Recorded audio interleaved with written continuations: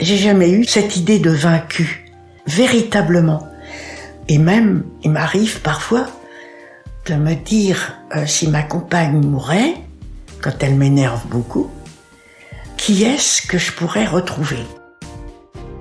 Même pas mort est un podcast des Petits Frères des Pauvres, l'association qui lutte depuis 1946 contre l'isolement des personnes âgées. L'objectif avec cette saison 1, c'est que l'on arrête de voir la vieillesse comme la retraite du cœur. Moi je m'appelle Fiona Hyper, je suis journaliste, et je suis allée parler d'amour, d'intimité et de sexualité aussi, avec des vieux, des moins vieux et des experts sur ces sujets-là. Dans cet épisode 5, préparez-vous à déconstruire l'idée reçue selon laquelle les vieux LGBT+, n'existent pas. Parce qu'au final, pourquoi est-ce que quand on croise deux femmes de l'âge de nos grands-mères dans la rue, on imagine rarement qu'elles puissent partager leur vie ? Quelles sont les conséquences de nos regards aveuglés sur les principaux concernés ? En bref, elle révèle quoi l'invisibilisation des vieux LGBT+, sur notre perception de la vieillesse ? Pour faire la lumière sur les personnes âgées lesbiennes, gays, bisexuelles et transgenres, on a rencontré Micheline, 80 ans et lesbienne, et Francis Carrier, 67 ans, homosexuel et fondateur de l'association Grey Pride. Ce dernier nous a confié le préjugé auquel il s'est le plus souvent confronté au cours de ses années de militantisme. Les vieux LGBT, ça a été le premier constat que j'ai fait, c'est qu'ils n'existaient plus. Comme si l'orientation sexuelle, l'identité de genre avait tendance à s'estomper, à disparaître, à s'évaporer lorsqu'on vieillissait. Parce que quand on interroge un directeur d'EHPAD, savoir si ils ont une personne gay ou lesbienne, la plupart vont vous répondre par la négative. Les vieux sont réputés sans sexualité, donc sans orientation sexuelle, bien sûr, puisqu'il n'y a plus de sexualité, et sans identité de genre, et sans problème particulier par rapport à ces thèmes. Et l'autre aspect, c'est que les gays, notamment, intériorisent une image négative de leur propre corps, puisqu'il y a une survalorisation de l'apparence, du corps parfait, du jeune de 25 ans qu'on voit sur toutes les revues, comme pour les femmes, hein, exactement, c'est la même chose. Et donc, lorsqu'on voit que l'on peut plus s'assimiler à ces représentations-là, progressivement, on fait le deuil de sa propre sexualité, et parce qu'on est rejeté, il n'y a pas de lieu pour les vieux gays, des lieux même de convivialité. Ça n'existe quasiment pas. Et si vous voulez comprendre pourquoi on a encore du mal à trouver les corps vieillissants désirables, je vous conseille l'épisode 1 de cette saison de Même pas mort. Comment jugez-vous les hommes qui aiment les hommes ? Qu'est-ce que vous voulez ? C'est pas normal, c'est un vice, quoi. Paraît-il que dans ma maison, il y en a. Ça vous gêne ? Je ne sais pas si c'est vrai. Je me pose la question si c'est exact. J'aime pas du tout. Vous aimez pas ? Pourquoi ? J'aime pas. Je trouve que c'est des... Je sais pas, j'aime pas du tout en tout cas. Franchement, pas du tout. Vous vous demandez de quand date ce qu'on vient d'entendre ? Eh bien seulement de 1979. C'est un micro-trottoir qu'on trouve sur l'INA et qui montre la violence des propos de l'époque. Parce qu'être vieux en 2022, ça veut dire avoir été jeune à une période où aimer une personne de même sexe était considéré comme problématique et même proscrit. Pour rappel, l'homosexualité a été totalement dépénalisée en France en 1982, et il a fallu attendre 1990 pour que l'OMS ne classe plus l'homosexualité dans les maladies mentales. Par exemple, en 1960, quand Micheline avait 18 ans, l'homosexualité était considérée comme un fléau social au même titre que l'alcoolisme. Micheline a donc grandi avec l'idée qu'être attirée par les femmes était mal. Elle nous raconte comment elle a composé avec son homosexualité. J'étais une petite fille et j'aimais déjà les filles. Enfin, j'aimais déjà les filles, c'est-à-dire je me passionnais pour une surveillante, mais ça a toujours été platonique. Et puis à 14 ans, j'ai rencontré une jeune fille. Je l'ai aimée jusqu'à 28 ans. Enfin, qu'est-ce qu'on peut appeler aimer ? Je l'ai pas embrassée sur la bouche, je mettais ma main.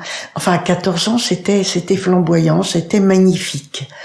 Et puis à 28 ans, elle s'est mariée avec mon père. Bon, ok. Du coup, moi, je me suis jetée dans les pattes d'un monsieur qui avait 28 ans de plus que moi, donc qui avait 56 ans. J'ai passé ma vie à essayer de me mentir. Peut-être que maintenant, je mens moins. Il serait temps. Et puis, à 40 ans, j'ai rencontré une femme qu'on pourrait appeler masculine, butch, je crois qu'on dit. En fait, je crois qu'elle était plutôt trans, c'est-à-dire qu'elle aurait voulu être un homme. Donc, ça facilitait pour moi. J'étais pas tout à fait une homosexuelle puisque je me tournais vers une femme qui avait l'air d'un homme et qui souhaitait être un homme. Et alors là, je crois que ça a été l'amour conscient de ma vie, de 40 ans à 57 ans. Mais ce qui était très lourd, c'était le métier. J'étais assistante sociale, j'étais à Air France, et d'être lesbienne, en tout cas moi je ressentais que ça ne se faisait pas. J'en avais vu 2 ou 3, et ces 2 ou 3 lesbiennes, enfin que je supposais lesbiennes, se sont écartées de moi. C'est-à-dire, je pense que tout le monde se cachait. Francis a 13 ans d'écart avec Micheline, il nous raconte comment lui, il a vécu sa jeunesse et nous éclaire sur les mécanismes mis en place par les générations d'avant, donc le 4e âge d'aujourd'hui, pour faire face aux discriminations. J'ai découvert mon homosexualité très tôt, je l'ai assumée et je l'ai pratiquée sans que ce soit un drame personnel. Après, il y a eu des aléas, des incompréhensions, des violences avec mes parents, mais tout ça s'est apaisé, s'est calmé, mais ça n'a jamais remis en cause ce que je pensais qui était vrai. Voilà. Moi, je fais partie d'une génération qui a la bascule. Je fais partie de la génération qui a revendiqué le droit à une visibilité et à des droits, tout simplement, comme tout le monde. Mais toutes les générations précédentes ont vécu leur homosexualité dans le secret, en disant que c'était une part intime d'eux-mêmes. On ne voyait des homosexuels que la partie émergée, c'est-à-dire des gens hyper connus, que ce soit des hommes ou des femmes. L'homosexuel du peuple a vécu son homosexualité tout le temps caché, soit en se cachant de ses pratiques, mais même en allant jusqu'à se marier pour éviter de se poser des questions ou de rejoindre les ordres, puisque comme ça, la question était simple, puisqu'il y a le célibat des prêtres, on ne va pas venir m'interroger pourquoi je ne suis pas marié. Le monde homosexuel a quand même toujours cette frilosité, à la crainte d'avoir des remarques négatives. Donc, je dirais que c'est pas si simple que ça, même encore aujourd'hui, d'assumer simplement, de dire, non, je vis avec un homme ou avec un garçon, je vous présente mon mari. Moi, j'ai beaucoup de mal à prononcer le mot mari, par exemple. Je tournais autour, c'est mon copain, c'est mon ami. Mais mon mari, c'était tellement connoté hétéro que j'arrivais pas à prononcer ce mot. Et pourtant, je suis pas coincé. On voit bien les difficultés qui viennent de l'histoire, de la culture, de tout ce qu'on a vécu. Lorsqu'on vous demande aujourd'hui quelle est votre orientation sexuelle, ça doit plus être un secret. On doit bien pouvoir évoquer son homosexualité sans aucun problème. Et l'intimité reste bien sûr sur les pratiques que l'on a. Comme pour le monde hétérosexuel, c'est-à-dire qu'on se déclare hétérosexuel, mais c'est pas pour autant que l'on raconte comment on baise. Remettre les choses dans le contexte permet de saisir pourquoi les vieilles et les vieux LGBT+, ont eux-mêmes intégré cette invisibilisation et la font perdurer encore aujourd'hui. Il est malheureusement souvent plus confortable de se rendre transparent que d'affronter un mur de violence. Micheline a eu un déclic à 60 ans. À ce moment-là, elle découvre les associations LGBT+, et elle se rapproche d'une communauté à laquelle elle avait refusé d'appartenir jusqu'alors. La voilà donc retraitée, célibataire et bien décidée à rencontrer quelqu'un. Si vous avez écouté l'épisode 2 sur le sentiment amoureux, vous savez qu'il peut être compliqué de faire de nouvelles rencontres passé un certain âge. Quand on est lesbienne et qu'on a la soixantaine, sans surprise, la tâche n'est pas plus aisée. Je n'ai bien voulu m'avouer à moi-même homosexuel qu'à 60 ans. J'ai vécu 17 ans en état, je dirais, de lesbianisme avec une femme que j'adore toujours, qui est morte. Mais je me disais, c'est elle qui est homosexuelle, c'est pas moi. Et comme moi je l'aime, ça tombe comme ça. Bon. Mais pour moi, me dire que j'étais homosexuelle, c'était presque pas possible. Voilà, je m'écarte. Donc, à 60 ans, je me suis dit, dans le fond, j'ai un pot terrible. Parce que les hommes de 50, les hommes de 60, ils veulent des gens jeunes. Et puis en plus, ils meurent.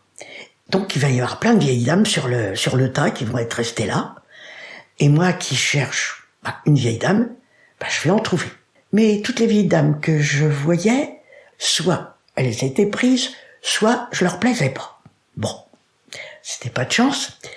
Et puis, j'en ai eu assez.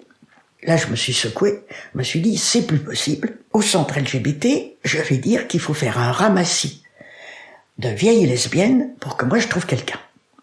Parce que ça peut plus durer comme ça. Et il y a eu un groupe señoritas, peut-être à 5-6 personnes. J'avais 69 ans et demi, et j'avais dit à tout le monde, ou 5-6 personnes qui disaient bon, on va faire du Scrabble, on va visiter des musées et tout ça. Moi, j'ai dit que j'en ai rien à faire de vos musées. D'abord, j'aime pas les musées. Et puis, deuxièmement, si je veux faire du Scrabble, il y en a partout. Moi, ce que je veux, c'est m'envoyer en l'air avant 70 ans. Ça fait 12 ans que je suis veuve, et j'en ai marre. Puis voilà que c'est bien tombé. J'ai rencontré quelqu'un. Donc, moi, j'ai rencontré quelqu'un à 70 ans, et je me félicite d'avoir eu cette naïveté, cette ardeur, cet appétit. Cette invisibilisation des aînés LGBT, si on regarde de plus près, en fait, elle est juste révélatrice de notre société jeuniste, mais aussi, et peut-être même surtout, de notre société hétéronormée. C'est-à-dire qui considère l'hétérosexualité comme la norme. Vous allez voir, l'équation, elle est très simple. On part du principe que tout le monde est hétérosexuel, et on ajoute à ça le tabou autour de la vie sentimentale des aînés. Résultat, on ne s'imagine pas une seconde que les vieux puissent avoir une sexualité, et alors encore moins qu'ils aient une autre orientation sexuelle que celle qu'on colle à tous. Arrivées au grand âge, encore une trop grande majorité des personnes LGBT+, font alors face à un dilemme. Soit elles doivent retourner au placard, soit elles doivent faire un second coming out pour justifier qui elles sont. Il faut imaginer celles et ceux qui n'ont jamais parlé de leur orientation sexuelle et qui se retrouvent seuls à la mort de leur partenaire avec ce secret à porter. On peut aussi imaginer ces personnes qui, au moment d'entrer en EHPAD, doivent répondre à certaines questions et retracer leur vie tout en éprouvant la culpabilité d'être ce qu'ils sont. À la vieillesse, on a besoin de faire le bilan, de relire son existence avec apaisement. La honte ne devrait rien avoir à faire là. Micheline nous dit comment elle a intégré l'impossibilité d'exister en tant que lesbienne et ce que ça lui fait ressentir.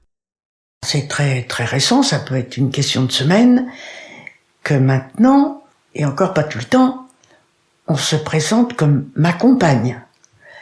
Dernièrement, on est allé voir un médecin sympa.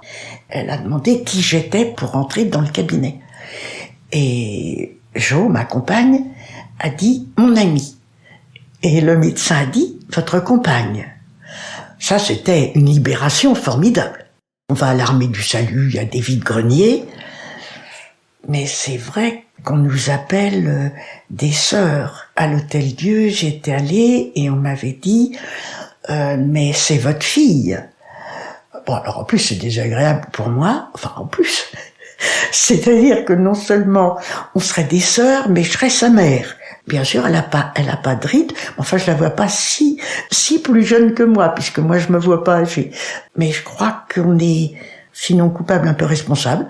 Déjà, moi, parfois, quand il y a deux femmes homosexuelles et qu'il y en a une qui dit ma femme, c'est pas que je m'y perds, je suis pas habituée. Donc ça me choque, ça me choque encore. Est-ce que ça nous fait souffrir ? Oh. Non, je souffrirais plus quand on me dit monsieur. On me dit bonjour monsieur, et puis après je parle et on dit madame. Alors je me dis, tu veux me mettre un nœud dans les cheveux ? Bien que ça me déplaît pas forcément d'être un monsieur, Tout ça c'est ambigu.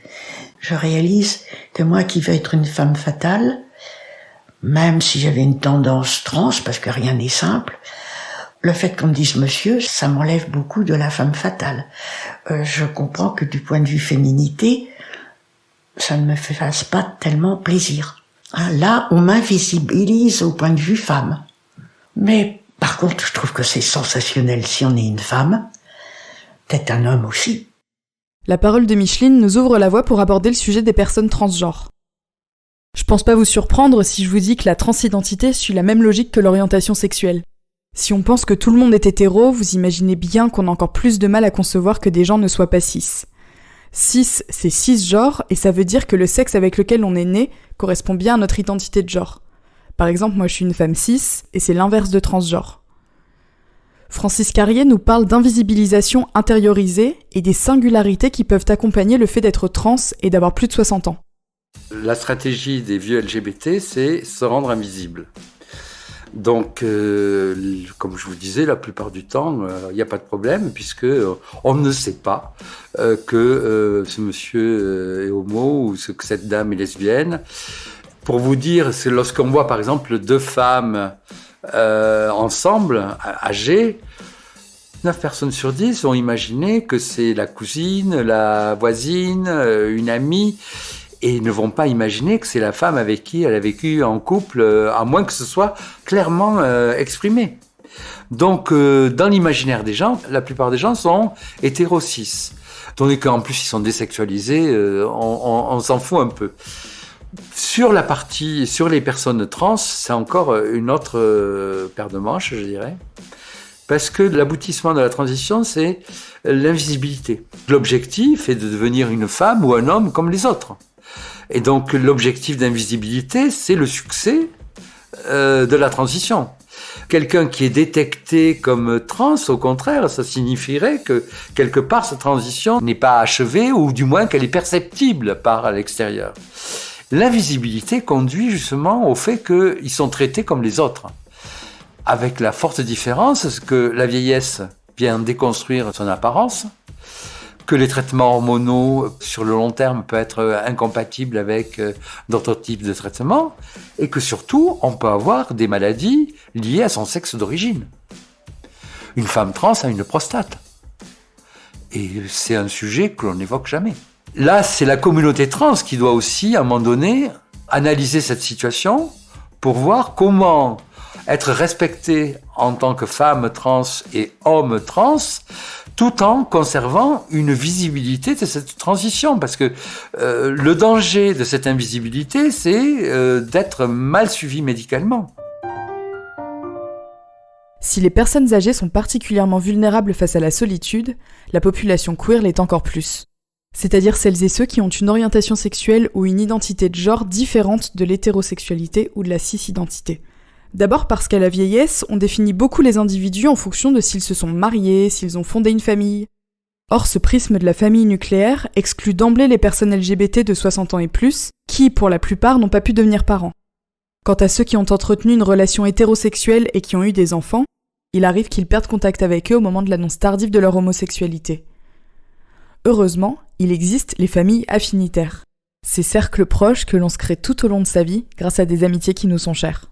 Mais moi, je connais plein de gens dans le milieu homosexuel. Plus des hommes que des femmes. Mais je dirais que c'est une révélation. Dans ce sens que c'est une nouvelle famille. Je n'ai pas d'enfants, je n'ai plus de parents. Je veux dire, être vieux ou vieille et lesbienne, c'est plus confortable que d'être vieille toute seule. Quand je suis vieille, on devient invisible. Mais si on est lesbienne, voilà qu'on intéresse le monde. C'est un avantage, on n'est pas comme tout le monde, on a quelque chose à dire, on existe, enfin, j'existe encore.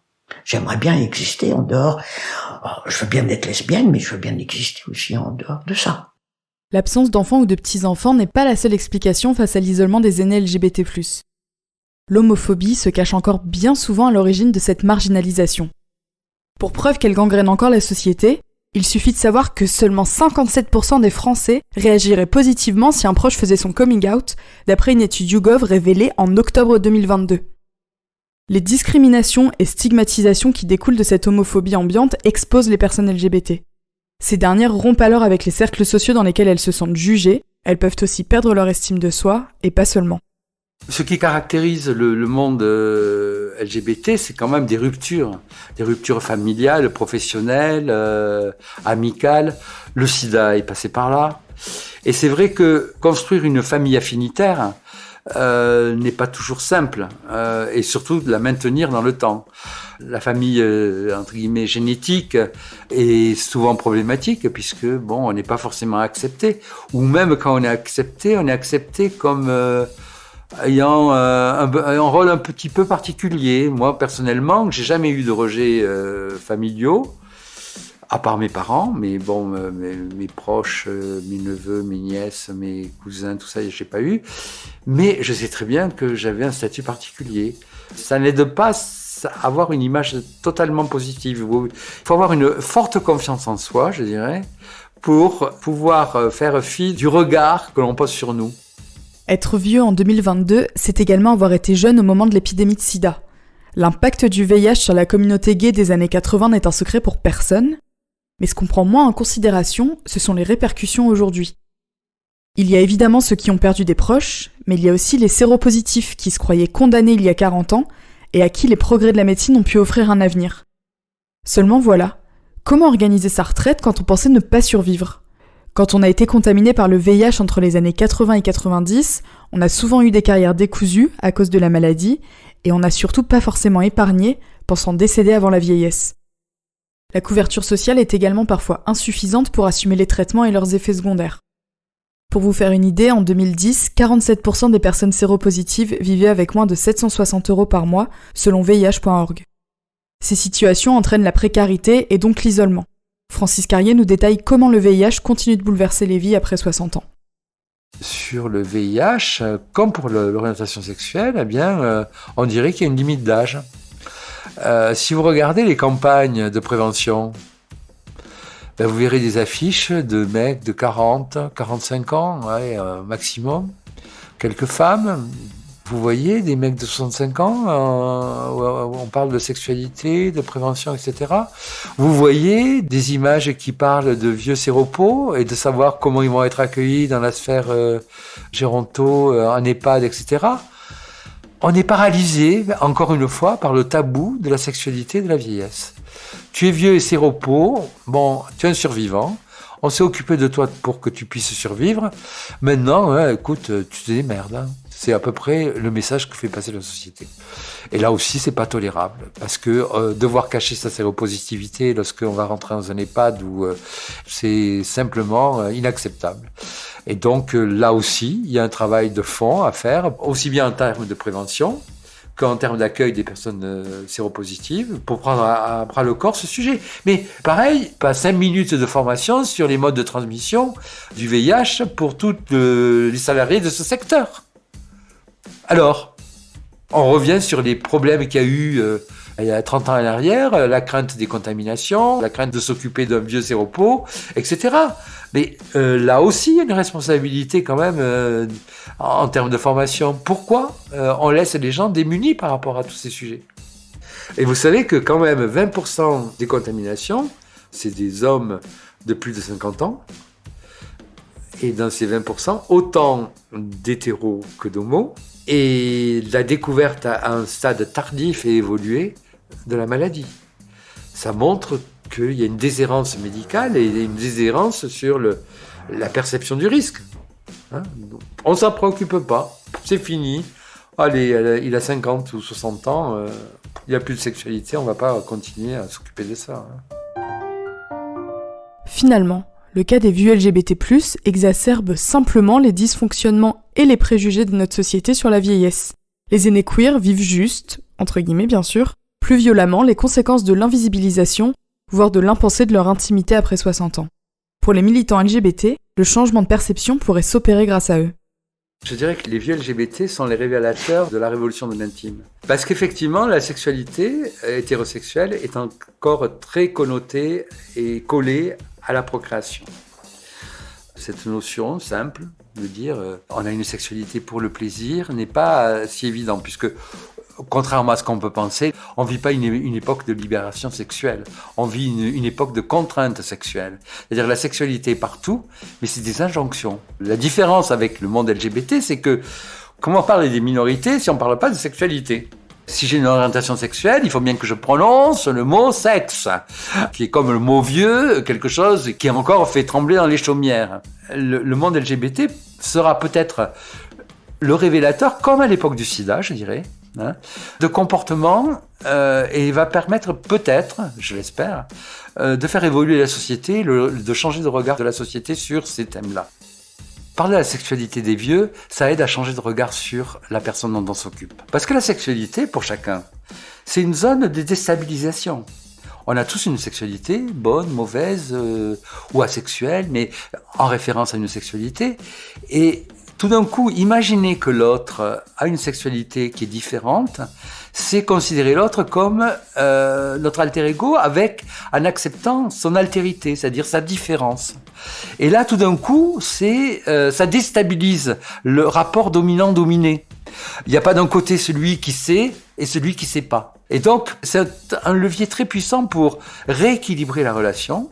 Et pour les individus, à terme, C'est un message fort pour leur dire « je respecte votre intégrité ». C'est-à-dire que je comprends bien que vous avez besoin d'autre chose que je vous donne à manger ou que je vous demande si vous avez pris vos médicaments. Vos besoins affectifs, de tendresse, de sexualité, vos histoires. Eh bien, peut-être que vous avez envie de pouvoir les exprimer parce que c'est des moments forts de votre vie. Vous avez peut-être besoin de raconter avec qui vous avez vécu sans vous sentir contraint de vous cacher. Et tout ça, c'est une marque de respect. C'est de respecter l'autre et non plus de le mettre dans la case dans laquelle la société veut qu'il devienne le vieux standard à protéger. Un aîné sur 2 considère qu'il faudrait parler plus de sexualité, d'après le rapport Vie affective, intime et sexuelle des personnes âgées publié en septembre 2022 par les Petits Frères des Pauvres. Cette requête devrait nous mettre la puce à l'oreille. Révolutionner le regard de notre société sur les vieux devrait passer par une révolte de l'intime, pour reprendre l'expression de Francis Carrier. Si l'on parvient à transformer le tabou en banalité, on pourrait avancer sur des débats et des propositions d'innovation pour permettre à chacun de vieillir dans le respect de son identité, de son genre et de sa vie affective. Et là encore, le milieu LGBT pourrait nous ouvrir la voie. Plusieurs lieux de vie affinitaires sont en train de voir le jour en France. Ce sont des habitats imaginés comme des colocations où les gens décident avec qui ils souhaitent partager leur quotidien. Thérèse Claire a été pionnière avec sa maison des Baba Yaga à Montreuil. Et au final, ces initiatives, elles disent surtout que les établissements classiques ne répondent pas encore à la diversité des publics et des attentes. La parole doit se libérer afin qu'on respecte enfin l'identité de genre et l'orientation sexuelle de chacun. Avec cette idée en tête, on a questionné Micheline. Qu'est-ce qu'il nous manque pour changer de regard au sujet de l'intimité, de l'amour et de la sexualité des aînés ? De la discrétion. Il ne s'agit pas de prendre les personnes âgées, de faire des partous avec, et de les regarder comme ils s'emboîtent bien. Je dirais qu'à 40 ans, ou qu'à 60 ans, sois pas désespéré en se disant c'est fini pour moi. Mais il faut que ça bouge. Il faut que les gens aient le droit de s'exprimer comme je m'exprime. Même s'ils font rien, ça serait bien, peut-être que les vieux, on leur dise, venez cracher tous vos besoins. Il y a votre zizi qui vous gratte. Non mais, que la personne s'exprime. Alors, les vieux LGBT+, n'existent toujours pas ? Il est primordial de ne pas confondre invisible et inexistant. Et ça vaut pour toutes les personnes âgées. Qu'elles soient lesbiennes, gays, bisexuelles, transgenres ou rien de tout ça. Ce focus sur les personnes queer doit nous apprendre à aborder le sujet de l'intimité des aînés avec pudeur, tout en faisant face à ces questions avec la plus grande honnêteté possible. Pour déjouer les préjugés, laissons-nous guider par notre curiosité pour l'autre et surtout par notre empathie. Au cours de cette saison, les paroles de Micheline, de Francis Carrier, d'André, d'Evelyne, de Patricia, d'Élodie, de Serena et de tous les experts nous ont finalement suggéré la marche à suivre. Pour changer de regard sur la vieillesse, c'est à nous de raviver la flamme de la tolérance. Oui, les vieux peuvent être érotiques, ils peuvent tomber amoureux, ils peuvent désirer, faire l'amour, et ils peuvent faire tout ça avec qui ils veulent. C'est dans cette possibilité d'être que nous devons nous lever.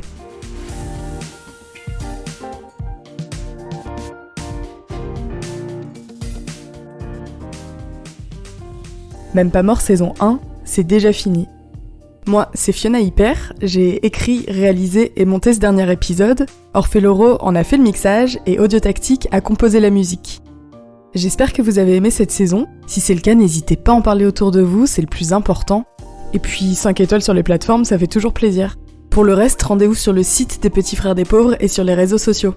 Et n'oubliez pas, la vieillesse n'est pas la retraite du cœur. À très vite.